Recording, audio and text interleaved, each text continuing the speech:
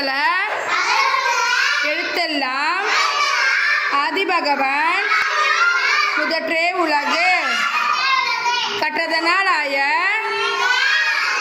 பயனென்கொள் வாளறிவான் நற்றால் தொழார் எனின் ஆர்மிசை எகினான் மானடி சேர்ந்தாருக்கு நிலமிசை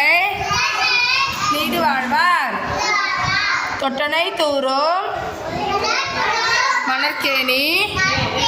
மாந்தர்க்க கற்றனை தூரும் அறிவே வேண்டுதல் வேண்டாமை இளாநடி சேர்ந்தாருக்கு